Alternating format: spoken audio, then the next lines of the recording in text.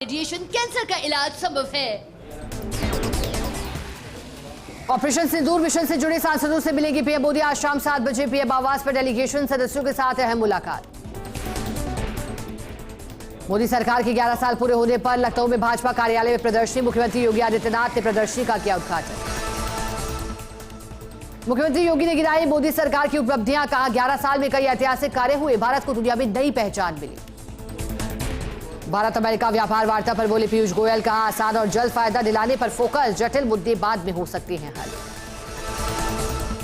भाजपा सांसद निशिकांत दुबे की पाकिस्तान को दूटू। कहा पाकिस्तान युद्ध के मैदान के अलावा कूटनीतिक मोर्चे पर भी हार गया। दिल्ली के गौतम नगर में पुनर्विकसित सद्भावना पार्क का उद्घाटन। एलजी, वीके सक्सेना और सीएम रेखा गुप्ता ने किया शुभारंभ। सेना को मिलेगा नया एयर डिफेंस सिस्टम। रक्षा मंत्रालय का क्यूआर सैम प्रणाली की 3 रेजिमेंट खरीदने पर विचार। करीब 30,000 करोड़ की डील।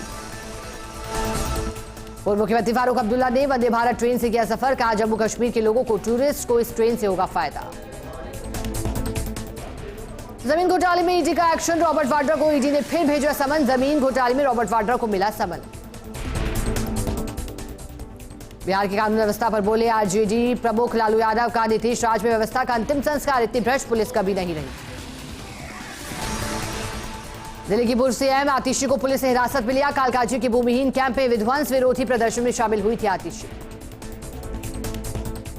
चारधाम यात्रा में उमड़ा भक्तों का सैलाब। केदारनाथ, बद्रीनाथ, यमुनोत्री, गंगोत्री में पहुंच रहे लाखों श्रद्धालु। प्रशासन ने किए व्यापक इंतजाम। पटना से सोनम को लेकर मेघालय पुलिस हुई रवाना। कोर्ट ने सोनम को भेजा है 3 दिन की ट्रांजिट रिमांड पर। पुलिस करेगी पूछताछ। राजा रघुवंशी हत्याकांड में राज सोनम की चैट से खुलासा। शादी के 3 दिन बाद राजा को मारने की बनाई थी प्लानिंग।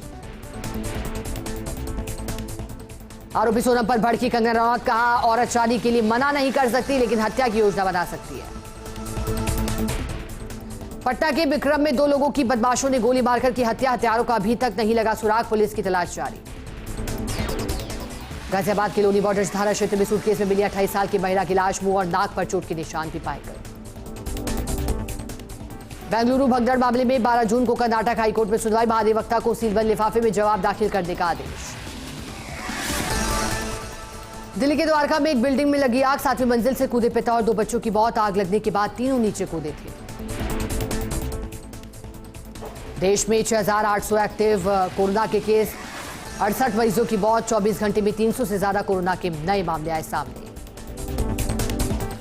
तमिलनाडु में भारी बारिश से जनजीवन प्रभावित। तिरुवनंतपुरम शहर के कई इलाकों में भारी बारिश। राहत और बचाव कार्य जारी।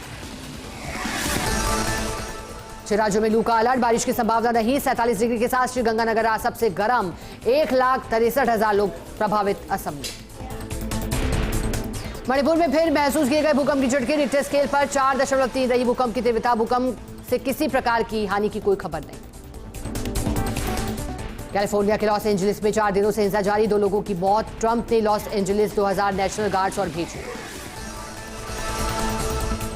बांग्लादेश में राजनीतिक हलचल तेज। कार्यवाहक पीएम मोहम्मद यूनुस के घर और ऑफिस की सुरक्षा बढ़ी। विरोध प्रदर्शनों पर भी बैन।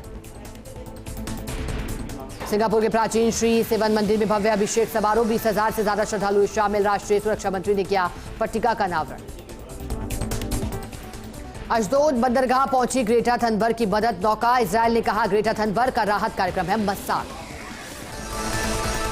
कनाडा के प्रधानमंत्री मार्क कार्नी का बयान। कहा कनाडा अगले साल तक पूरा होगा नाटो का रक्षा खर्च। लक्ष्य अमेरिका पर निर्भरता घटाएगा।